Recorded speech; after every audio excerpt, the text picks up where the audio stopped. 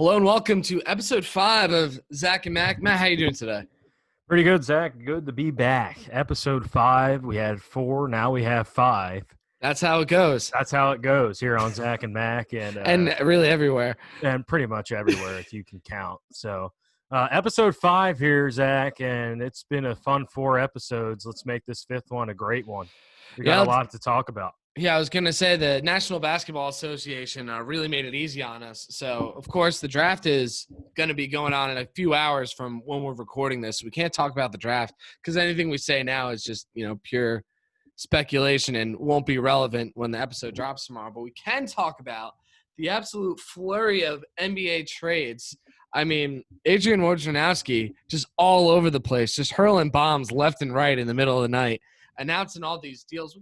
We'll kick off. We're going to break down all of the moves that have been made because it's been maybe like 7 or 8, but all of them have some sort of serious implication moving forward. So first and foremost, the first move that was made when teams were finally allowed to start making trades was the Los Angeles Lakers acquired Dennis Schroeder from the Oklahoma City Thunder for Danny Green and a 2020 first round pick. Now, right away, Schroeder, really good player, but first round picks in the NBA, and we'll see this moving forward, seem to just be something that teams are happy to get rid of.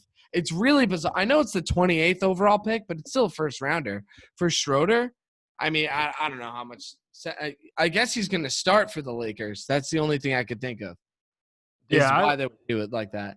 Yeah, I like Dennis Schroeder. He really showed me a lot this past season with the Oklahoma City Thunder. He averaged close to 18 points a game, maybe 19 there for the Thunder, and he was an option that they continuously went to in big situations. Chris Paul trusted him, and I think having Chris Paul on that team with the Thunder, Zach, really helped his confidence. He's always been a solid NBA player, but he really took a step in the right direction last year, and the Lakers get a really nice player here and somebody that they could probably count on to make some big-time shots. He's a good point guard, and I'm with you, Zach. I think he's going to be the starter for this team, and they got rid of a first-round pick for him, so that he's in their future for sure. And you said it is a number 28 pick, but we have seen some guys flourish in that position, getting picked low in the first round. But I like this pick, or I like this trade for the Lakers.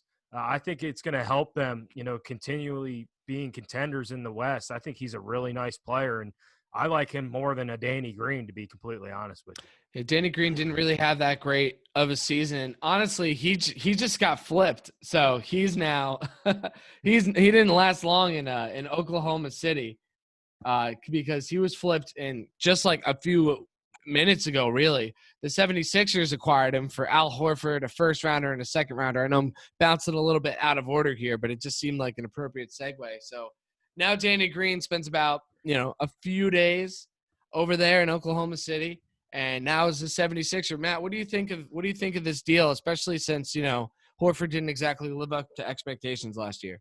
Well, Zach, when I first heard about the move, I was a little bit upset because I understand getting rid of Al Horford was a priority, but at the end of the day, I wanted somebody a little bit better. Now, I know Al Horford wasn't the best player for the 76ers, and he really didn't have a good season whatsoever, and his trade value was low, and you wanted to get rid of him. You wanted to get a little bit smaller, being able to space the floor. You paid the guy $27 million to be a big-time player.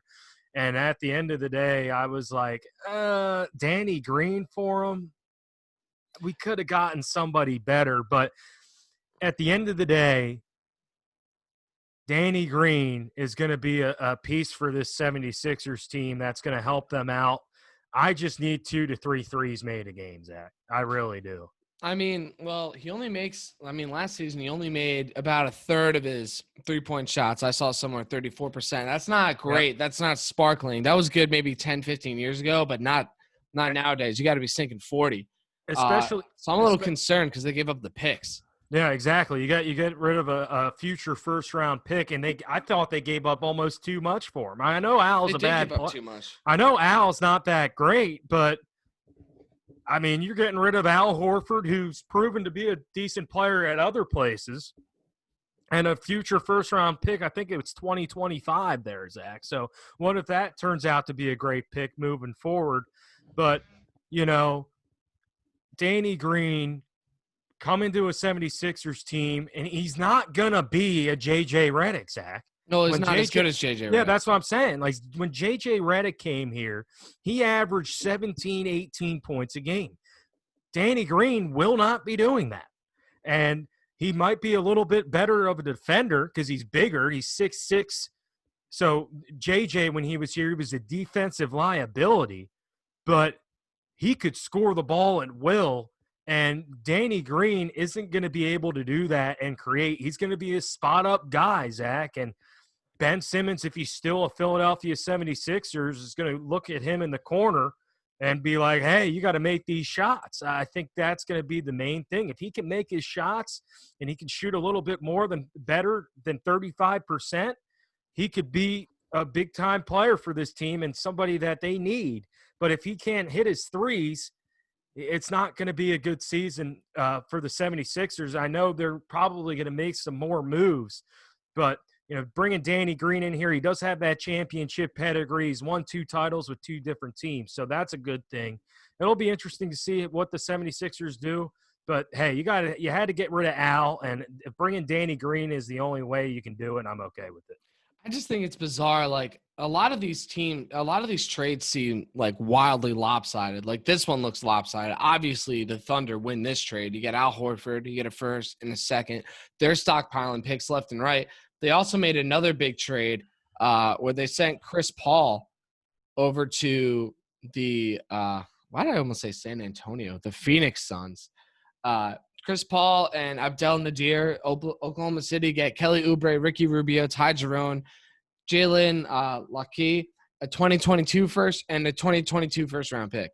Again, I mean, I like Chris Paul on the Suns. I think that's a pretty good move. You pair him up with Devin Booker.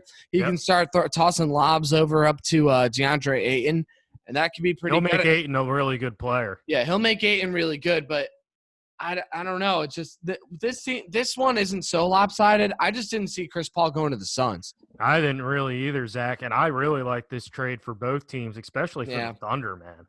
I mean, they get some really decent players in this trade. You bring in Kelly Oubre Jr. and Ricky Rubio. I like Ricky Rubio a lot. I think he's a solid point guard. He brings a lot to the table, and he's going to be running the show there with Shai Gilgeous-Alexander. You're just adding more depth to this Thunder team that was pretty good a season ago under Chris Paul and his leadership.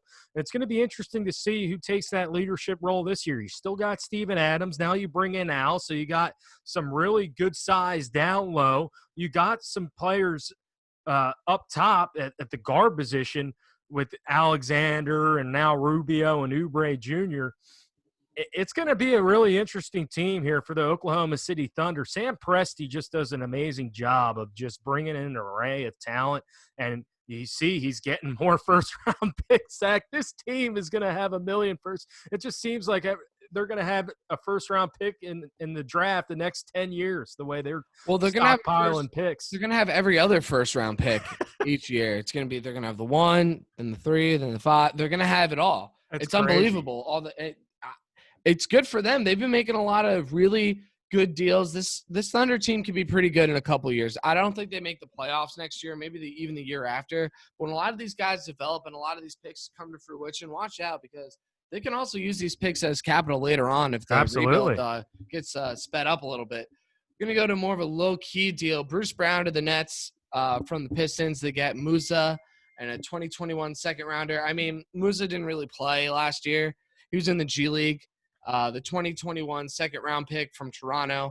That's an extra, cherry on top that they had from 2021. And you get Bruce Brown as a good wing defender, something this team needs.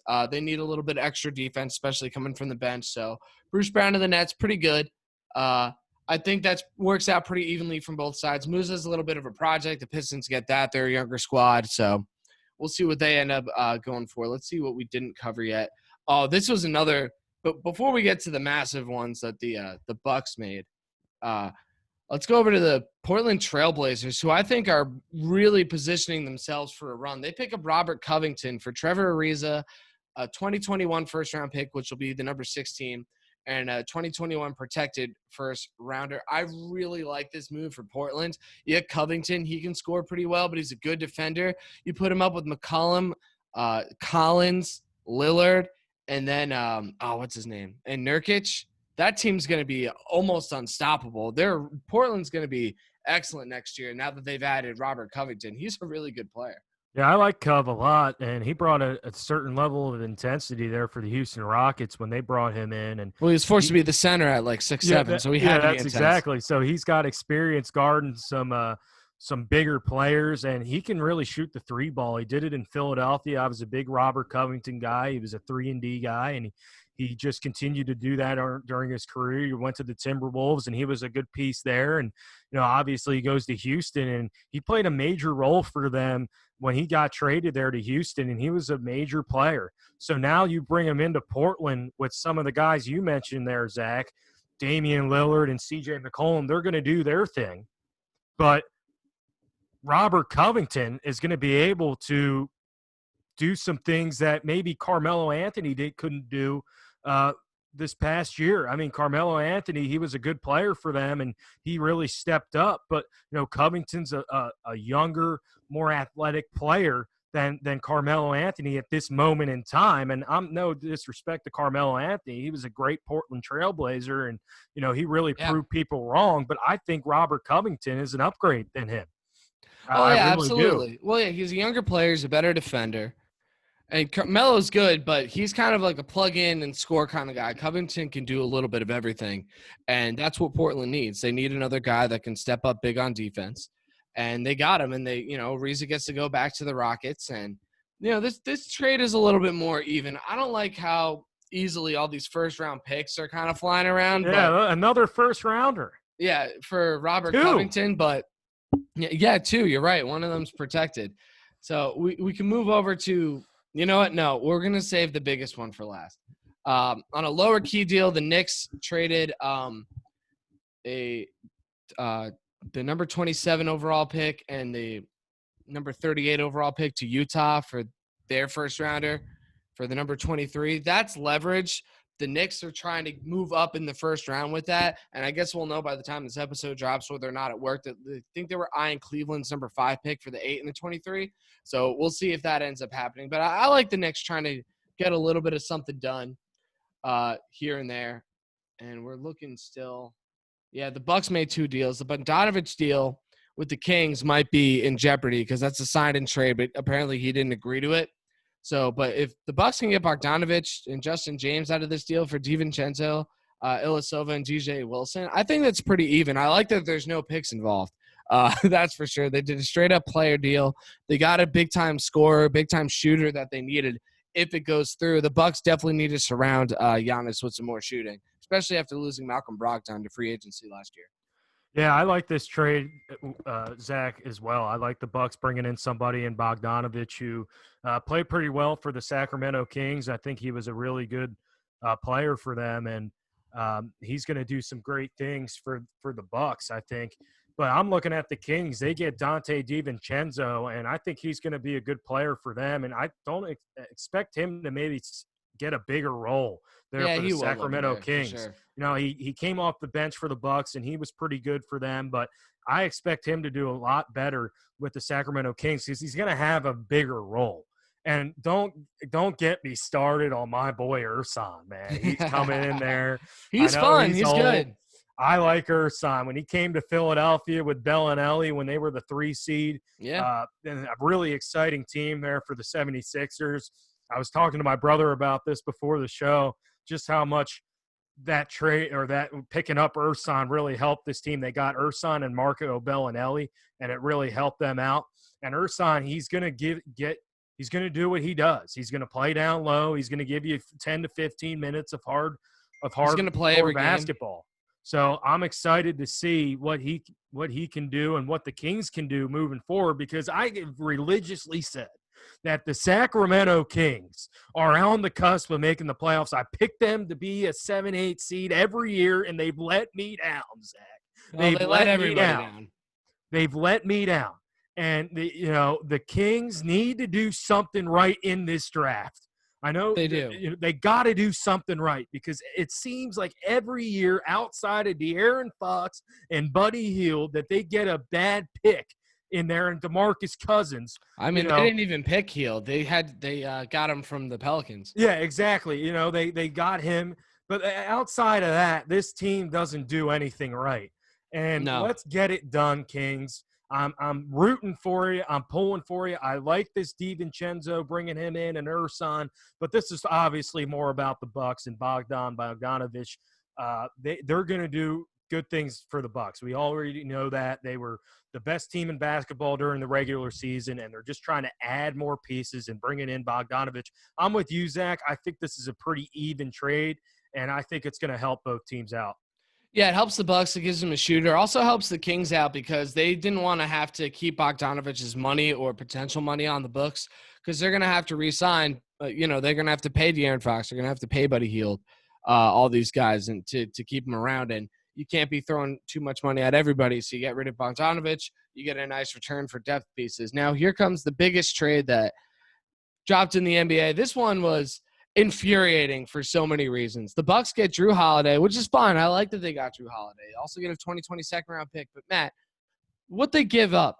They gave up Eric Bledsoe, George Hill, so the top 2 point guards on their roster, a 2020 first round pick, a 2024 first round swap, a 2025 first round unprotected, 2026 first round swap, and a 2027 first round pick that is unprotected. Matt, Drew Holiday is not worth 5 first round picks and 2 point guards. Nope. He's not. He didn't even make all defensive team this year. He made it a couple of years ago, first team and second team, and he's a pretty good scorer and facilitator.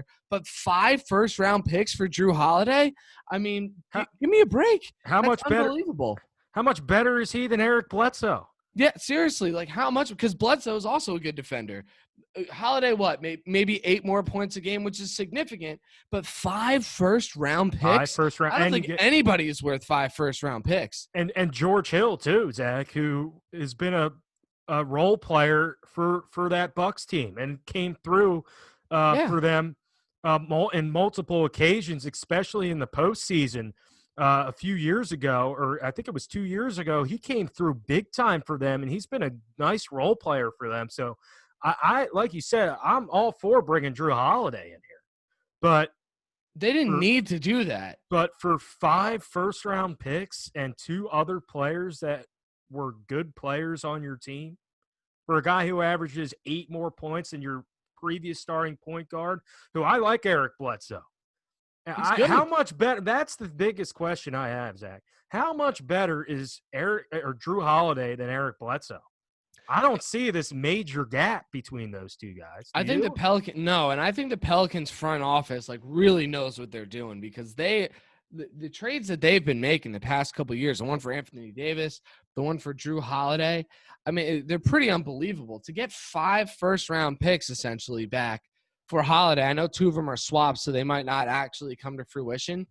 But I don't know. I know the Bucks are going all in. They add Holiday and Bogdanovich, and now you have them with obviously Antetokounmpo, Brook Lopez, and Chris Middleton. But you better hope that you win the championship this year and that Giannis stays, because if he leaves, Matt, we were talking about this before the show. This is going to be a complete disaster. This is going to be worse than when the Nets didn't follow through when Billy King was pressured to make those deals to get Kevin Garnett and Paul Pierce. This is going to be a lot worse because the Bucks won't have a first-round pick forever, for almost a decade. The Nets got him back and were crafty and were able to pick up a couple here and there through some savvy moves. But if Giannis leaves, and they're going to be stuck with Middleton's big contract too, don't forget, after, because he would be locked down. So they better win the championship this year. And given their history right now of falling out in pretty early before the finals, I don't know. This is really, really dicey. And they didn't need to do this to get Drew Holiday. They really didn't. If they were gonna throw the house at somebody, then they should have traded for James Harden, or they should have tried to get Russell Westbrook, because Drew Holiday is not worth 5 first-round picks. Really good player, maybe 1 first-round pick, maybe 2, but no, I wouldn't even give 2. Maybe 1 first-round pick and a good player, but 5 and 2 key players on your team, completely ridiculous. The Bucks got fleeced. This is not going to look good, even if they do win the championship, I think, because down the road it's going to hurt them. Yeah, to your point there, Zach, if they don't win the championship and Giannis leaves, this is going to be a disaster for the Bucks. And I think Eric Bledsoe, George Hill, and a first-round pick for Drew Holiday would have been a way better trade. And that's more them. than enough. And that's way more than enough. Not Eric Bledsoe, George Hill, and 5 first-round picks. It just makes no sense to me whatsoever how you give up that much for a player in Drew Holiday. I like Drew Holiday. I like him as a player. He's a slasher. He can shoot from the outside. I like his game, and I think he's going to help the Bucks out a lot. But when you look at it, you got rid of way too much. You got rid of too many players for Drew Holiday, and I think it's going to hurt this team, like you said, Zach, in the future. Because what if Giannis leaves?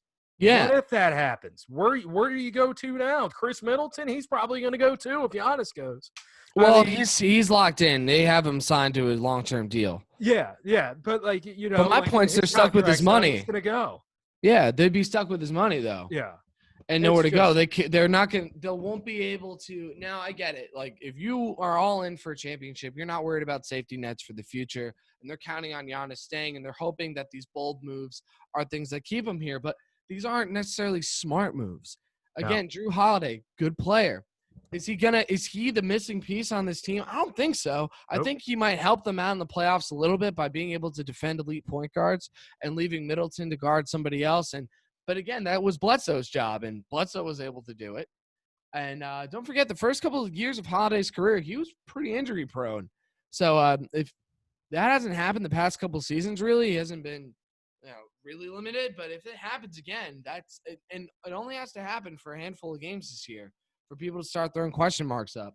But again, the Pelicans, again, for the second consecutive offseason, really come through with another war chest of picks, good players. They had the Anthony Davis trade last year, it's interesting to me because the Pelicans seem to be able to work out these deals by creating leverage almost out of nowhere. Because with the Anthony Davis trade, Davis wanted to leave, only had a year left on his contract, and they were still able to get Hart, Lonzo Ball, Brandon Ingram, who's a star on the team, multiple first-rounders. And now with this one, they send Drew Holiday out, and they get Hill, Bledsoe, and these 5 first-rounders.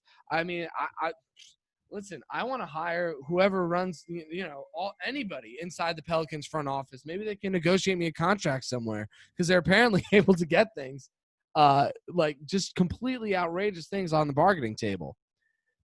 What they got looks a lot like what an outrageous starting point would be that they would work down from. It almost seems like the Bucks were like, all right, we want Drew Holiday. The Pelicans are like, all right, give us these 7 things. And the Bucks were like, all right, okay. Can we get a second rounder too? And could throw a second rounder in. And the Pelicans were like, maybe.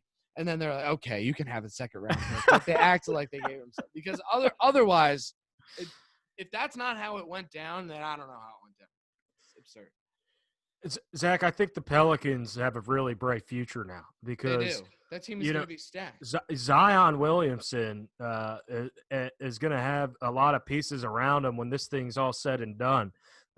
You bring in Eric Bledsoe and George Hill now, and those guys are proven veterans that maybe could help out Zion. And they got Derek Favors in there. So they got some really nice players around them, and they were on the brink of making the playoffs a season ago. I think they get there this year for if Zion's healthy the whole season, absolutely. If Zion's healthy the entire season, he missed a lot of time, and they were still in the playoff mix. So I expect them to really make a run here in the playoffs and maybe get in and have an opportunity once they get there. But I really like what they've done, Zach, and they got a really bright future there in New Orleans. Great job by their front office and everything that went down there.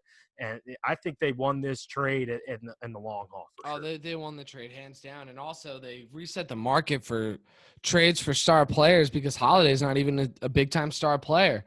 And now we're talking about now hypothetical trades for the future. James Harden wants out. And potential targets are the Sixers, which we talked about a couple weeks ago, and the Brooklyn Nets, where he said he wanted to go. And honestly, if I'm either of those teams and I see what Drew Holiday just went for, I'm sorry. I can't make this move for Harden because he's got like 3 years left on his deal. So they're going to want even more.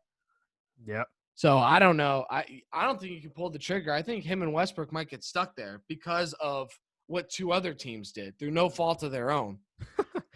I can't imagine what the Nets would have to give up for Harden. They would have to probably match the picks, and it would probably have to include all of Dinwiddie, Allen, and LeVert, and probably Taurean Prince, and maybe even Kyrie Irving at this rate. Really? They'd have to give up to everybody for these guys. The trade market's going to have to settle down again and get reset because if the Holiday thing is the future for deals, we might not see another superstar moved without a team basically selling the entire team for selling their house pretty much for like a stud player. Yeah, they're gonna have to give the Barclays Center away if they want you. I'm serious. It's unbelievable what's happening. And then another, I didn't even like Harden on the Nets to begin with.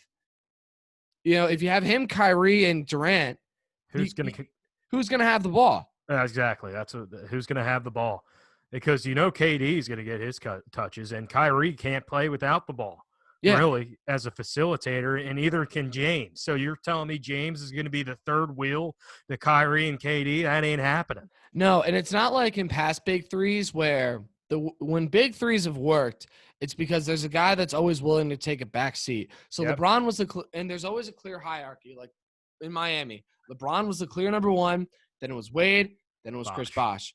With the Boston Celtics, Paul Pierce, and then Garnett was the guy down low, and Allen was always the guy who could kick out it. Yes. You can argue that the Warriors have a big three too with Steph, Clay, and Draymond. But again, Steph number one, Clay number two, Dre number three. Yeah, they knew their role. Yeah. On this one, what is it going to be? Everybody's going to think that they're number one, and everybody has a case to be number one. But it wouldn't happen. None of those guys can bend and flip. So not only would it be a disaster for the Nets if they were to pick up James Harden because of everything they'd have to give up, but it wouldn't pay off because the team wouldn't be able to get out of its own way. No, I agree, Zach. And if you would rate those guys 1, 2, 3, it would probably be KD 1, James Harden 2, and Kyrie 3. Which he won't like. And which he will not like. If Kyrie was the third he didn't like option, being 2, really. To LeBron. No, he didn't. That's why he left and went to Boston. Yeah. He said, I'm not taking a back seat to LeBron. I hit the big shot in game 7 of the finals. Although LeBron carried that team. There's just no ifs, ands, or but in his head, he was like, oh, I hit the big shot. Let's go to Boston. What happens? They play better without you. They're one game away from going to the NBA Finals without you. And then the next year, you get bounced out in 5 games. With them in the lineup. So, he would not like that at all if he was the third option on that Nets team. And I'm with you, Zach. I don't see how they all mesh together because James Harden and Russell Westbrook, they obviously didn't work out in Houston. You think these 3 are going to work out in Brooklyn? No. 2 of them could. I hope these 2 could. I think as presently constituted, if the Nets are able to re-sign Joe Harris and maybe could pick up Serge Ibaka. I want the Sixers to get Joe Harris, man. No, we're not letting you have him. If I have anything to say about Joe Harris, he's my favorite player on the Nets. Lumber Joe. He's my favorite player on the Nets. He's so good because he was out of basketball, and then they helped him discover, oh, yeah, I'm the best three-point shooter in basketball. I'm the best three-point shooter in the league. He's so good. But I'm saying if the Nets, they said it's the number one priority for them to get him.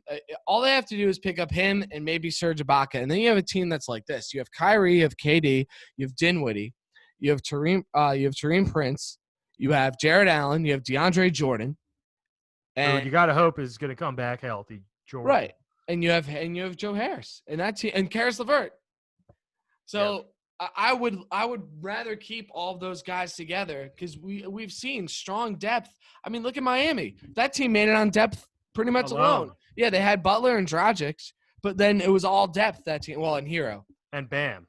Yeah, but none of those guys are like super superstars yet. They had good players and they had depth. You never got a break with them. That's why the Warriors were so good. Yeah, they had their stars, but they were able to bring in a Sean Livingston. They were able to bring in Andre Iguodala and they could beat you with those guys. So the Nets are much better off sticking with 2 stars, and all those talented guys around them than selling the house for Harden and just praying that the three players can combine for 110 points per night. And if you're the Nets, why do you really want James Harden that much? Because if you think about it, this Nets team without Kevin Durant and pretty much Kyrie made the playoffs because of their what? They weren't a Zach? great team though, but they had the depth. They made the playoffs because of their depth. Yeah, they got now the guys like Dinwiddie and company, and they're a good team. Yeah, and I love Dinwiddie's game. I think he's. I'm gonna be sad to see him go because they're not gonna be able to pay him. Yeah. It sucks. Yeah. I think he'll be a big loss. But this team made the playoffs without KD and pretty much Kyrie the entire season.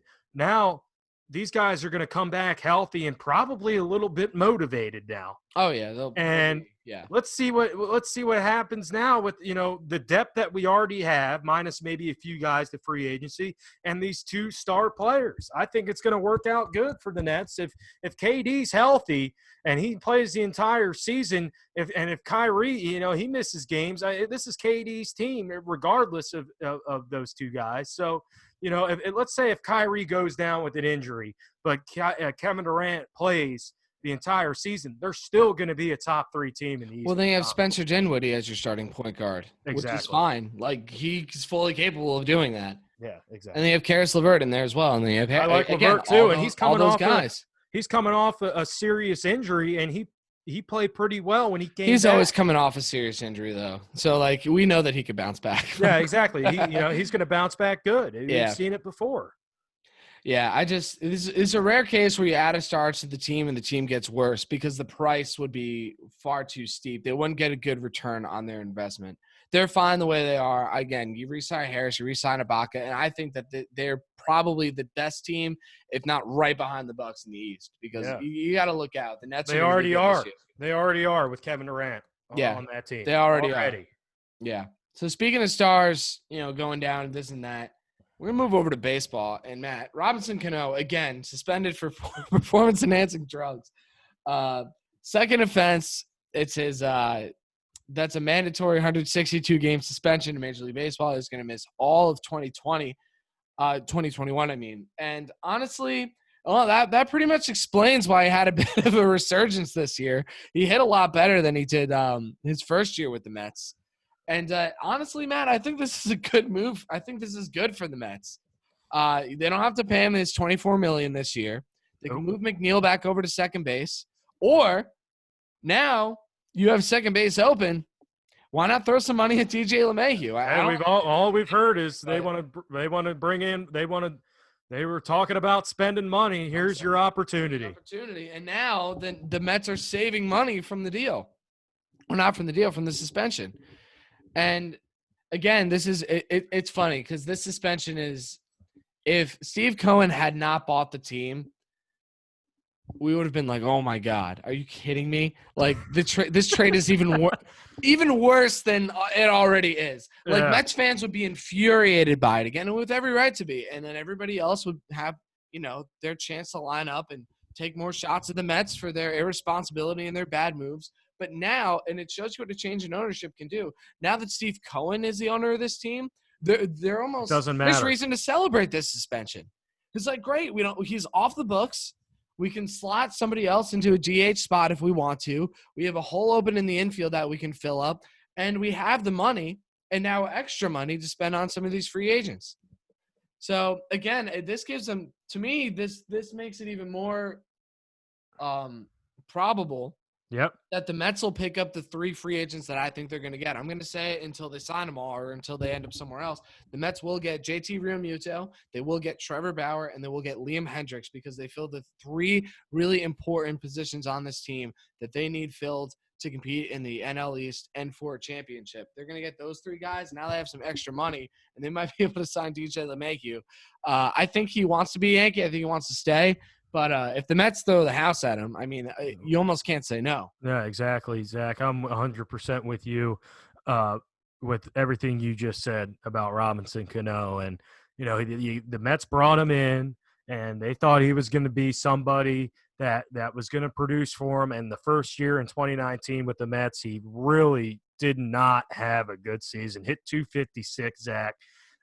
Didn't really, and only 13 home runs. So he wasn't a big home run hitter. He had a few years in there where he hit over 30 home runs. He had 39 in 2016, but he really wasn't that good of a player with the Mets. Really, there was always something wrong with them, or it always seemed like Mets fans weren't satisfied with what he was doing on the field. And now this happens, and I'm with you, Zach. I think with the new ownership, Mets fans aren't. If they had the same owners, they'd be like, "You got to be kidding me! Worst trade ever. Why'd we bring this guy in?" But now. Yeah, another stupid deal we made. We're the same old Mets. We're going to be bad again. Look at all this thing. Everything that happens goes wrong. And now that you have new ownership and you heard them talk, we talked about this at length last episode. If you didn't listen to the episode, by the way, pause this one, go back and listen to that first segment. YouTube and Spotify. Yeah, YouTube and Spotify. Check it out. It's electric stuff. Anyway, with the new ownership and Cohen, and him saying, we're going to spend money. If we don't win a championship in 3 to 5 years, it's a disappointment. It gets Mets fans amped up. And now, like you said, Zach, you can bring in a Jeff McNeil who seems like he hasn't played his natural position one time during his career. You can put him in the middle. Called up. Exactly. You can put him in, the infield now, especially at a natural position like second base, and let's see what happens. Or you could bring somebody else in. So this really isn't. I mean, it's a bad look for Robinson Cano. I mean, not a good look for him. But I wanted to bring it back over to Cano because what an unceremonious career he's really had. He came up as a Yankees prospect. They actually developed somebody. In that period of time, they weren't really calling up a lot of guys. They win a World Series in 2009. He slowly becomes the best second baseman in baseball. Yep. And then the Yankees offer him 7 year, I think it was 7 and 210. And he said no. And he went over to Seattle. I think they gave him a 10-year, 24. Yeah. I think he just wanted the more years.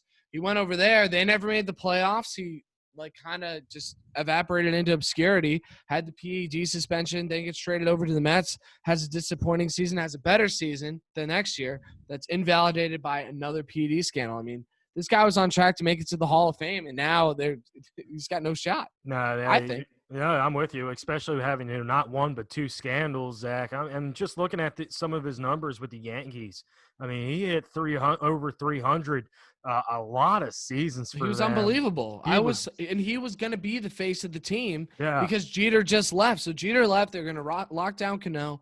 Cano was going to be Mr. Yankee, and then he bolted for Seattle. Well, yeah, and that's the other thing. He stayed healthy, really, Zach. I mean, 2007 to 2013, he played in over 159 games in all those seasons there. He played 160 in 2013, 161 in 2012, 160 in 2010. 2009, he played 161. 2007, 160. So he stayed on the baseball field, and he was producing at a high clip. And like you said, he wanted to go to a different destination. He didn't like, New York anymore or whatever it was. And he wanted more money. And he wanted more money. He went to Seattle, and he had, 2 good seasons there. If that, no, he had one really good season there where he hit 314 in his first year, but, and he hit 303 in only 80 games in 2018. So, he was on track, like you said, Zach, to make the Hall of Fame, and he was going to be somebody that, you could maybe see his number in the rafters somewhere. And now, you're not going to see it at all because of some of the mistakes he's made off the field. It's a real shame because it's because of poor choices that it's not because not even really because of a decline in talent. No. Just poor choices. I think if he stays on the Yankees, he keeps his numbers up. He's got that short porch in left field. He's got the energization of the Yankees fan base. He's playing second base. He's the guy on the team. Everybody loved Cano. Oh my God, yeah, he was one of my favorite players growing up. I loved him. He was great. And so you have that. Yeah, you have all that, and you're still getting paid the money. And then, of course, not one but 2 PED scandals, which are things that are avoidable. And you got to think. Maybe if he stayed with the Yankees, he doesn't start using those PEDs, because if he keeps the success up, I think the only reason that he turned to them is because he started seeing some downturns happening. But yeah, poor choices by Robinson Cano really derailed his career. It's a real shame. And this is going to be a quick transition, but wow, we have a little bit of breaking news. So we talked about I just saw that. Yeah, the Rockets that just acquired the 16th overall pick in Ariza. I've now shifted both of those assets over to the Pistons for a future first rounder. So again, we're not done. That's not the last draft night move that we're going to see today. I think that's a pretty smart move over there by Houston. You pick up another pick. Ariza doesn't really have too much of a spot on that team. The 16 pick's not going to have a ton of value this year, and you can probably count on the Pistons ending up in the lottery next season. Yeah, no, I'm with you, Zach. Getting another pick will help them. Trevor Ariza, they've already really seen him, and you already know Trevor Ariza's ceiling as a player. So and he's good, but I think this team's blowing it up. So yeah, exactly. I think they are too. I really do too, Zach. They got a new coach and new GM, new coach as well. Yeah, new GM, new coach, and we've already heard about Harden and Russell Westbrook wanting out. So they're trying to blow this thing up. And it's kind of disappointing, Zach, really, because this is a Rockets team that I really enjoyed watching. And I thought – I've said this on multiple occasions.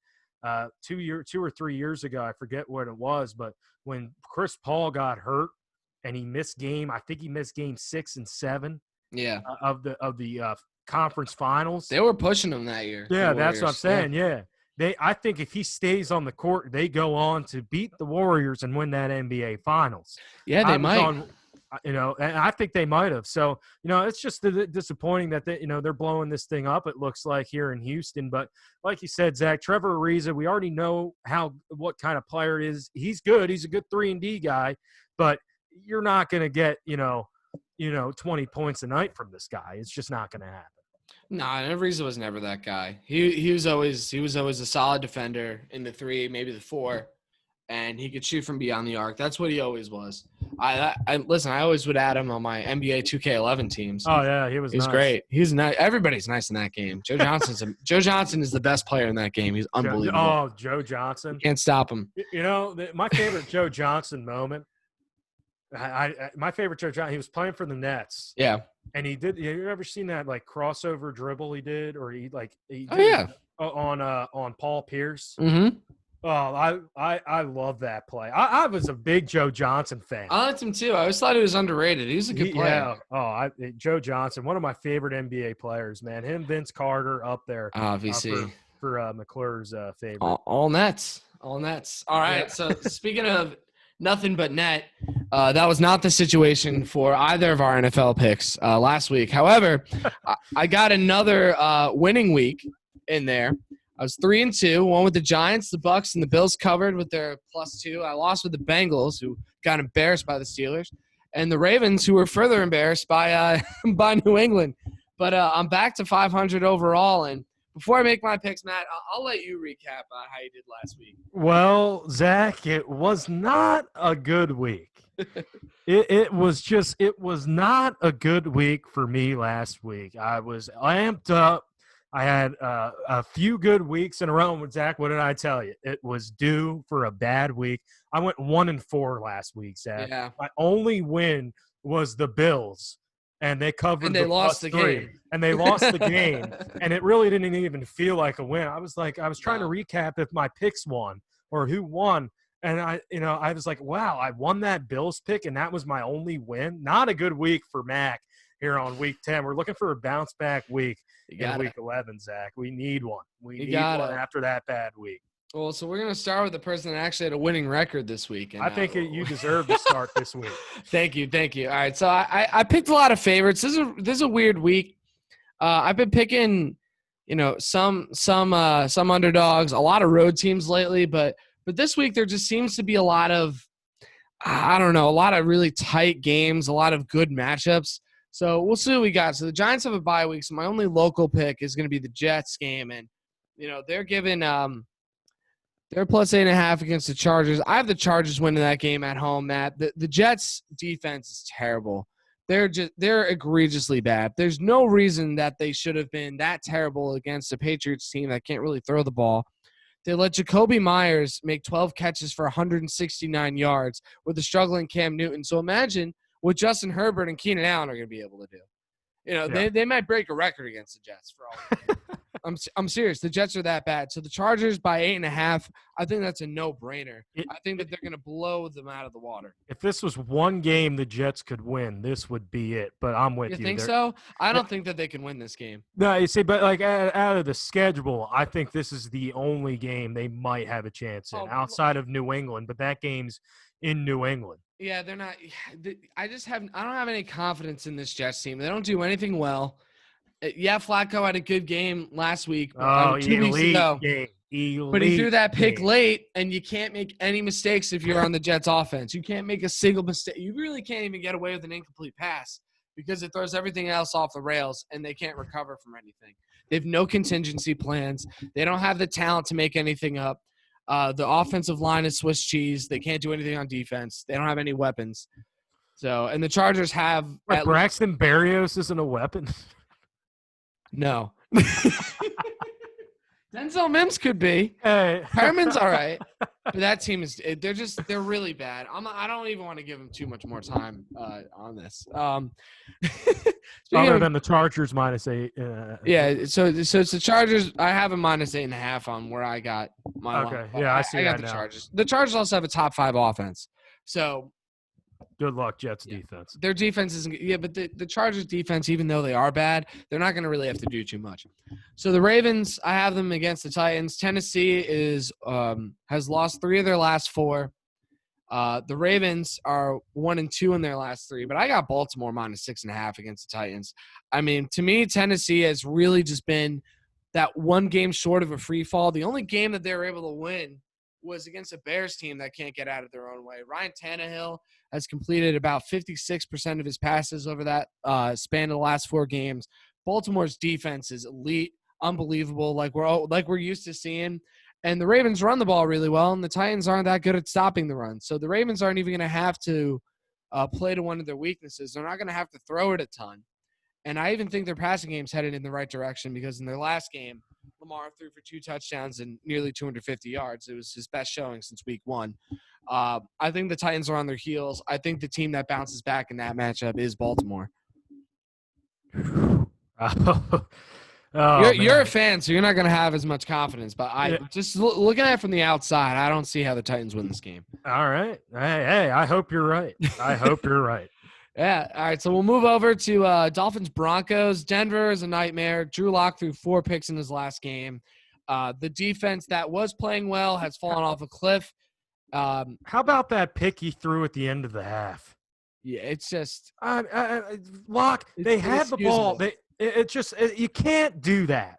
You can't do what he did there at the end of that. They get a gift penalty. They get a gift of a penalty. And they're in the red zone. Yep. And then the next play, he throws a pick. And then that was it. They were going in to take the lead. Yep. That was it. Yeah, that was it. And then, no, you can't turn the ball over 4 times. No. And if you're going to play, even if he plays substantially better than he did in that game, he's got to play against a Dolphins defense that is an elite unit. Wow. They're a really good football team. The Dolphins team. are 6-3. Tua's won all 3 of his starts. They made a quarterback change in the midst of their 5-game winning streak. They won 2 in a row, and then they swapped out Fitz for Tua, and now Tua's won 3 in a row.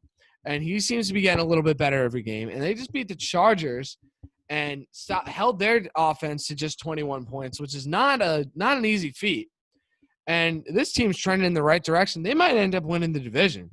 Yeah, I wouldn't put it past them. They're playing a lot better. And they're at least going to make the playoffs. I think so, too. I think the Bills are a little bit inconsistent, too, Zach. Yeah, they are inconsistent. They don't really show up when they need to. They lost that game against the Cardinals last week, which it was close, but they got to put those away. If they're going to be serious in contention, then they got to win those kinds of games. Oh, absolutely. But I got the Dolphins -3 at the Broncos. I think that's I like that pick a lot. Yeah, I don't see any reason why Miami should lose that game. Next one, we got the Eagles and the Browns.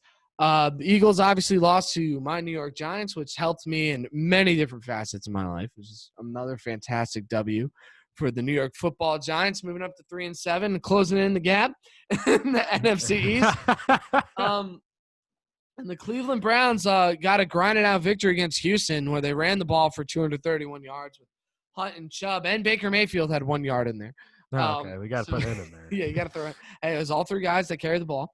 And, yeah, this Cleveland team, I don't understand this -3.5 at home. I don't either. Eagles. Carson Wentz has not played well. Sure, he didn't turn the ball over, but he wasn't a difference maker. He was missing so many throws really high to open receivers against the Giants, and the running game is actually what kept them in that game against New York. So, again, the Eagles are – every team in the NFC East is trending downward, I think, except for the Giants, and the Eagles are not looking good. Nope. And the Browns, they had back-to-back sloppy games where they didn't score a lot of points, but I think that they get back on track against this Eagles team that's going to be on their heels. And, you know, even if Baker Mayfield isn't as good, he's proven that when he's not great, he can kind of back into a game manager type of mode and just keep handing the ball off. Yep.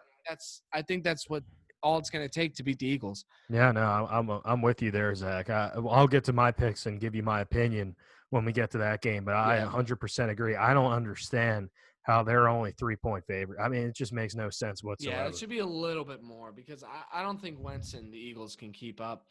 And then my final pick, this one was a difficult one because I love the home team in this game. They're one of my favorite teams in football. But I have the Cardinals +3 at the Seattle Seahawks. The Seahawks. Little Thursday night action. Little Thursday night action. That's right. This might be the best Thursday night game that we've ever seen that's not an opening week matchup. Oh, absolutely. Usually the Thursday games are dogs. They're terrible. But Seattle, I hate to say it, man, this is a rough team. The defense is historically bad. They can't stop anybody's passing game to save their lives. And the Cardinals have just gotten better and better and better every week.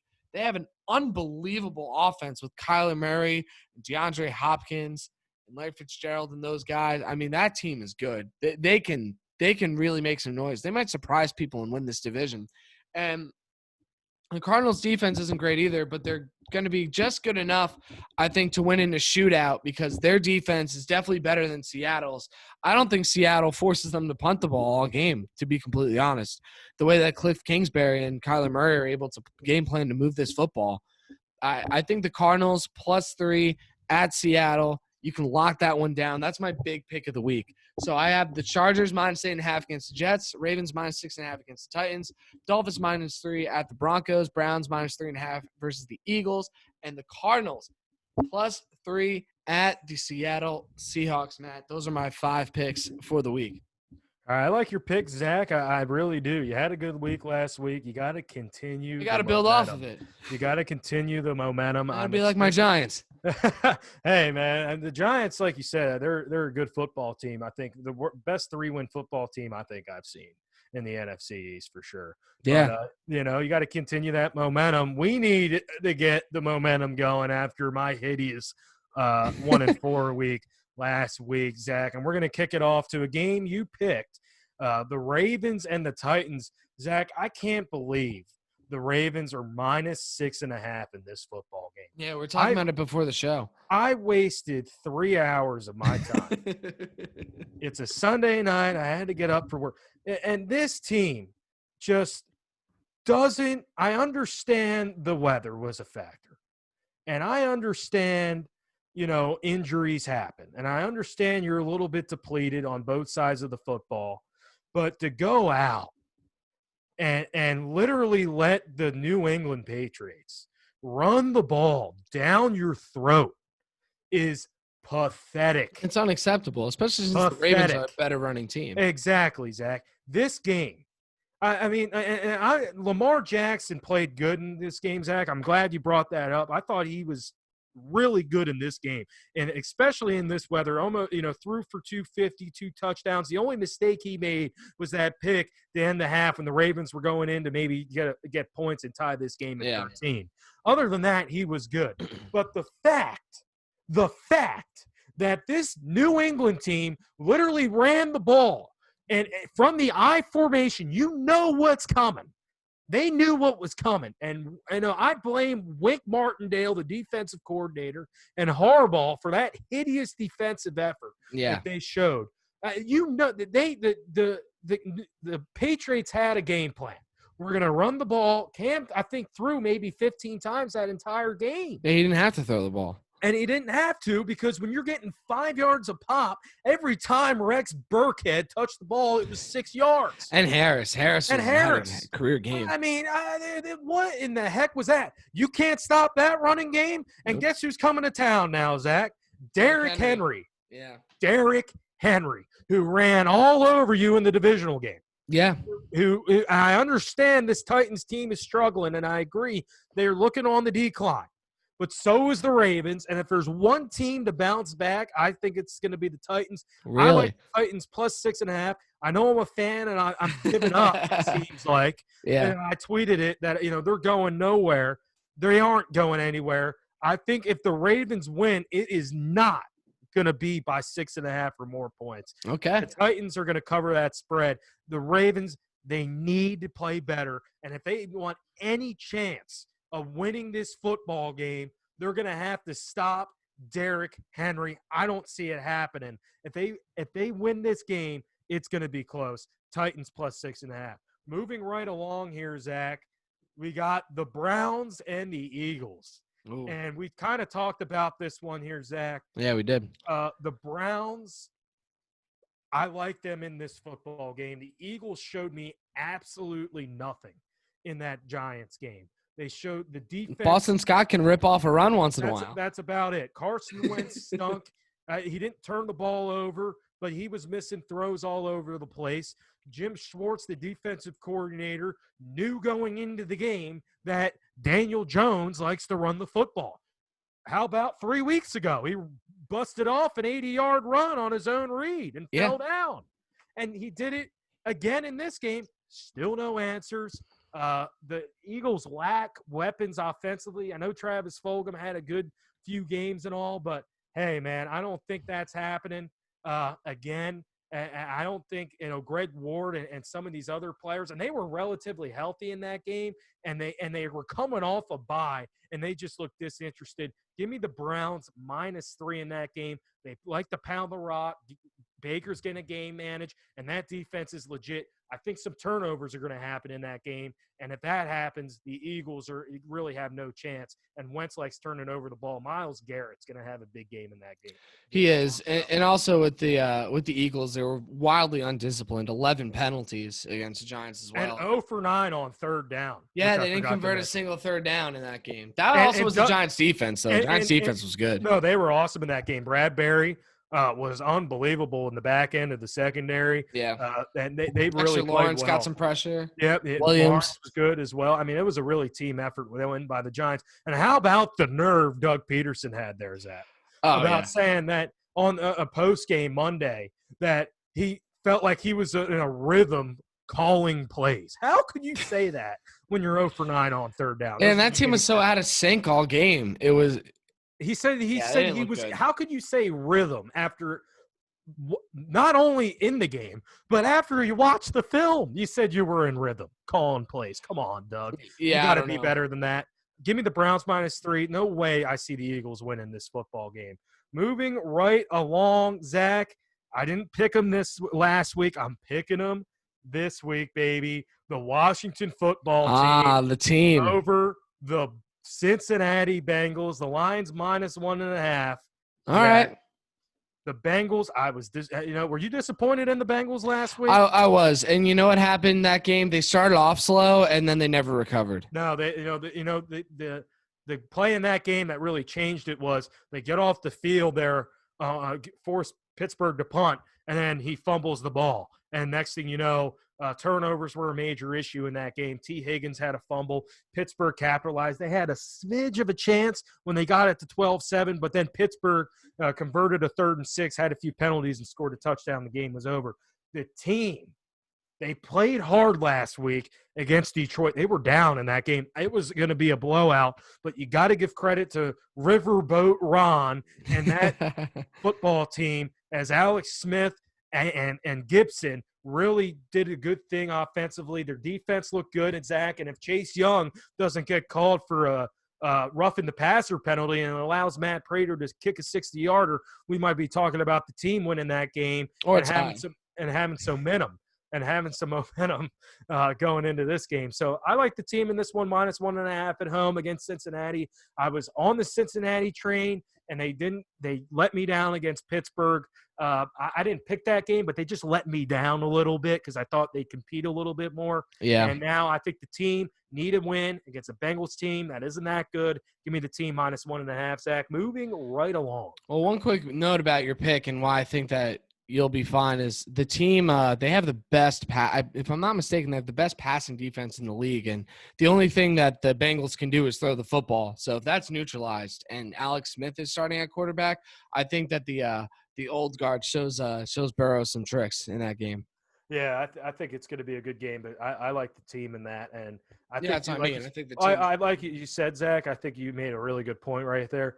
That I think the team's defensive front is going to get pressure on Burrow and make his life tough back there in the pocket. And I think that's going to be a big key piece in that football game, Zach. Moving right along, Zach, I like New England -2 against the Houston Texans on the road. The New England really proved to me that, they're still here last week against Baltimore, and they really played smash mouth, punch in the mouth football, and I give them credit. They had to work in the rain too, and they did a perfect job. Cam Newton, he was a game manager. It worked. The defense looked good, and I think they're going to be very successful against the Texans team, Zach, that really struggled last week. I know the weather was tough there in Cleveland, but they really struggled. Deshaun Watson just doesn't seem like himself. I understand he's a lack of weapons out there. They got rid of DeAndre Hopkins for God's sake. He didn't even have a bad game, but